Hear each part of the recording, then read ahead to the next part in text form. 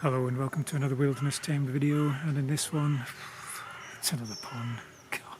Because of the presence of, or suspected presence of great crested newts, I am only going to do a third of the vegetation in this one, this particular season, as recommended by Natural England, for all they're worth.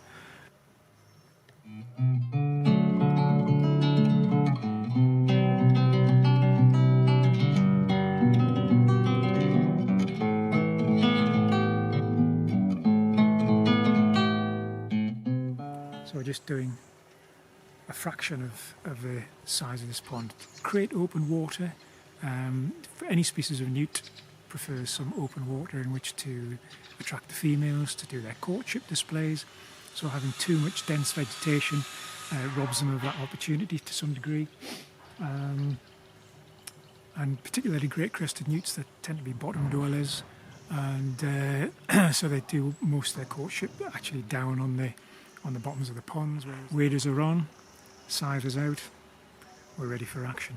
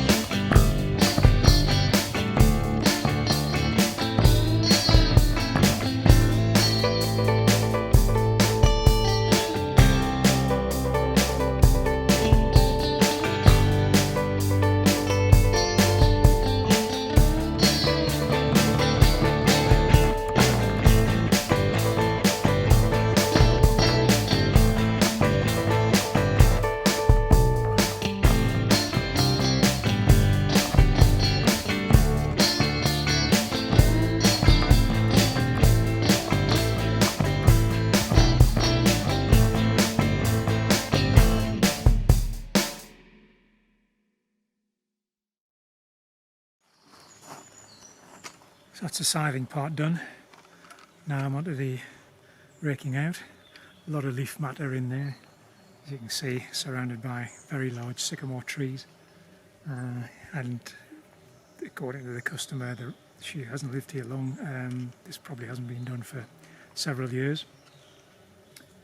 So the trusty Wolfgarten interchangeable rake heads. The heavy duty rake into there first, and then use the lighter grass rake, lawn rake, to sort of skim the leaves off the surface and stuff like that. But yeah, let's go to it.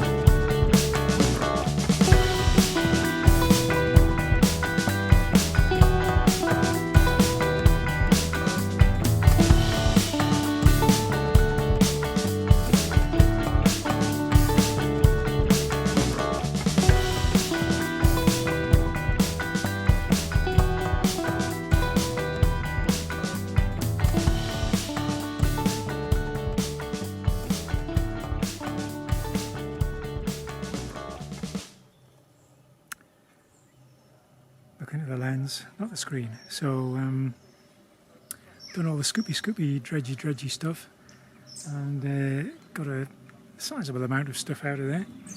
And now we're going to dredge. I'll angle you down. Stuff I've dredged out onto the side, actually up onto the path, and leave it there for a couple of days to allow things to crawl back into the water. And once I've done that, I'll take you off your tripod, bring you down, and we'll have a closer look at what's in amongst it all, because there's some interesting stuff.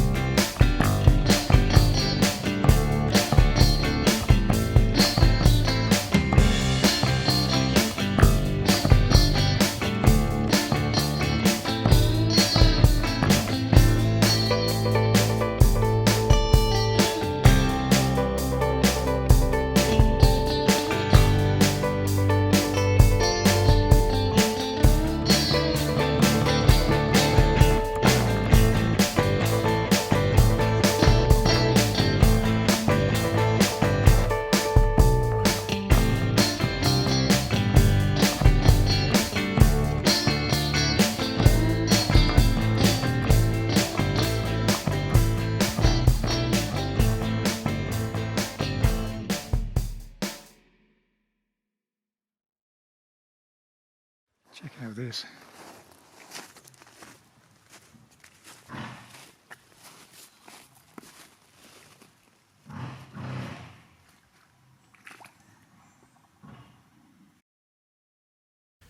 So here I'm venturing into the pond with a serrated blade, and this is to tackle the arm-thick lily that is right in front of me there. Apologies for the view. I'll wait till you see the size of this thing that I'm bringing out of the pond. It's ridiculous. Fortunately, very fleshy, but look at that one. Humongous. Okay, let's bring you down off your perch.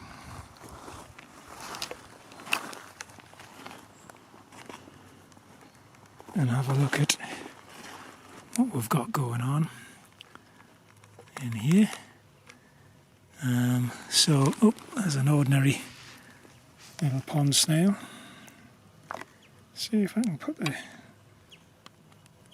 macro zoom on.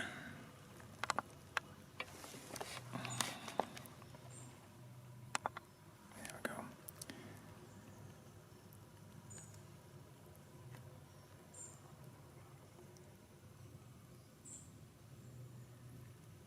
So, more a cylindrical shell. In contrast to, see if I can find one. Oh yes, spotted a good one there. The ram's horn snail. So I mean, this little guy isn't fully grown yet. It'll get bigger, but that's a fairly good sized ram's horn snail. Both beneficial in a pond system, so they can go back in. We've got two types of oxygenating plant here. So this is the Canadian oxygenator, Canadian pondweed, Alodia crispa, considered invasive problem plant in the UK. If it gets into waterways, it can choke them up. It is, however, in a pond situation, a good egg-laying plant for newts, because the leaves are nice and flexible, and the female newts can, not even showing you it, female newts can bend these leaves around to protect their eggs quite easily. This is the native oxygenator, hornwort. It's a far more attractive plant. Still grows absolutely nuts and multiplies very, very quickly in warm weather. Also a good shelter for small invertebrates, young amphibians. And newts will also use this as an egg layer.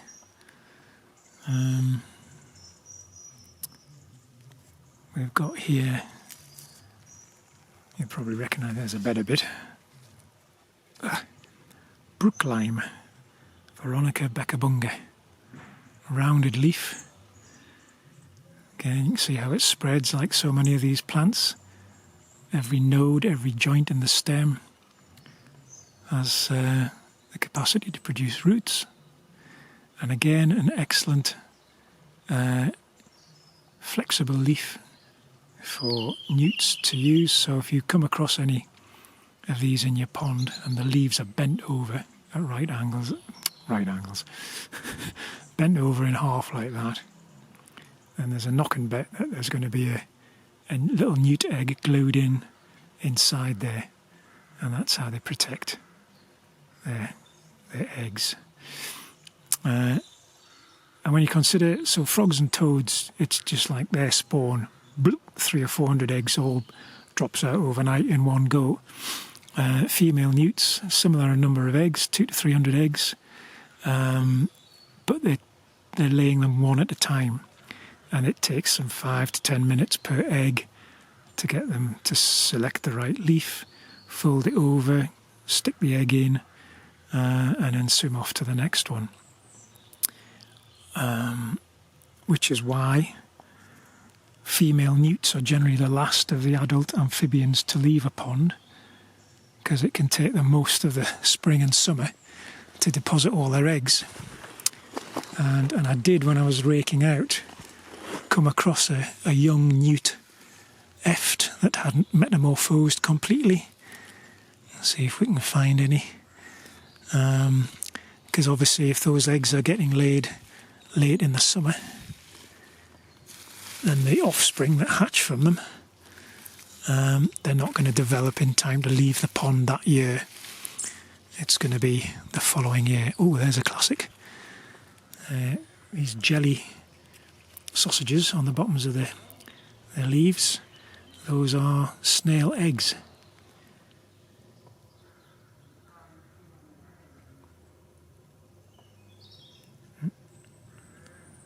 Try zooming in, focusing. See if that's any better. So yeah. So they're full of little individual eggs, all laid by one or another of the different snail species we've just looked at. Small Veronica, there's a different one, different plant. So the brook lime and this one, which is water forget-me-not, Myosotis scorpioides, similar growth pattern. See, every node, every segment has roots. Slightly longer leaf, and it's a different flower. Small blue flower, the same, but this is a typical forget-me-not flower. Again, a great egg-laying leaf for different newt species. But these are marginal stroke surface cover plants. They'll spread out. In fact, if you look, I'll take you off macro. A normal zoom, if you look on the surface of the pond out there, you'll see little, if it'll focus in, come on, focus, yeah, those are all water forget-me-not heads sticking out over the water surface there. So that's one of its characteristics. It'll spread across the surface of a pond, forming a bit of shelter, shading the pond so that not too much sunlight gets in, not too much blanket weed develops. I don't know if you can see it too well. Oh, has it moved off? Oh no, there it is. Just on the end of my finger there. Pond louse, one of the cleaning crew you'll find in the sludge at the bottom of a pond, eating through dead leaves and vegetation, turning it into silt. Quite an important critter in the pond. And down here, if I can lift the leaf without disturbing it too much, there's a couple of baby ram's horn snails, another water louse, and that little shiny dude there is a little water boatman. Just a young one by the looks of it.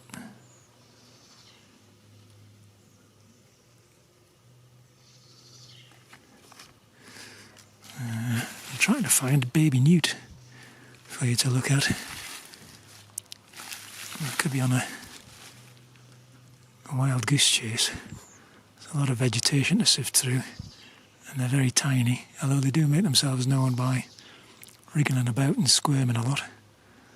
I'll keep going.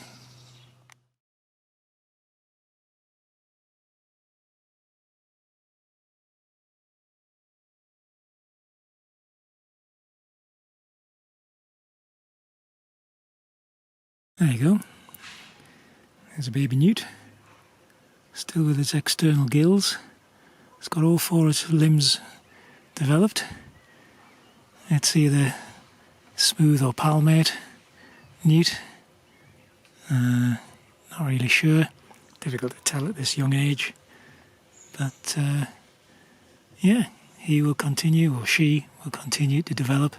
It'll overwinter in the sludge at the bottom of the pond, and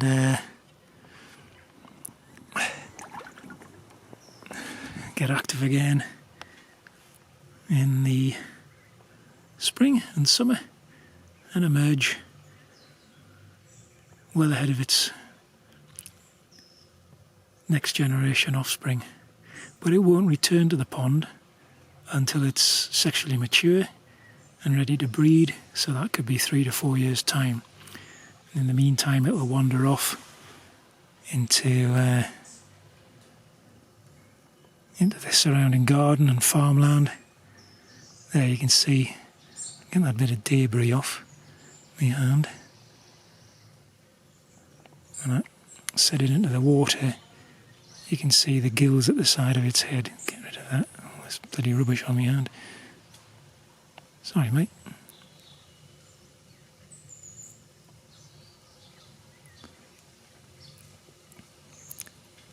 Oh, God. Yeah, anyway. Little red gills.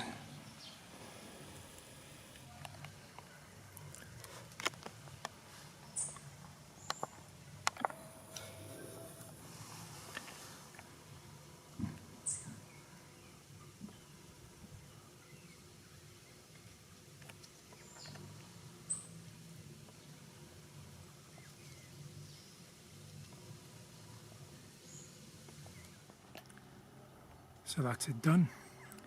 I think you'll agree the fun part is grubbing around in what you've dredged out and finding what plants are in there and all the beasts and bugs and things. But it's nice to show you some of the wildlife, some of the invertebrates and amphibians and things. Hopefully, I hope you think it adds a bit more interest than just watching me plodging in the clarts, as we say, up north. So yeah, that's a third of that pond done. I'll just tip your angle down so you can see, scan around. So from the lilies up to this edge, pretty much dredged and cleared. And what fun it was. Hope you've enjoyed it. And like, subscribe, tickle the bell, all of that sort of nonsense. All that YouTubey guff that everybody goes on about. Just a thumbs up would be great because it gets me a little bit more exposure and hopefully a few more people will find me.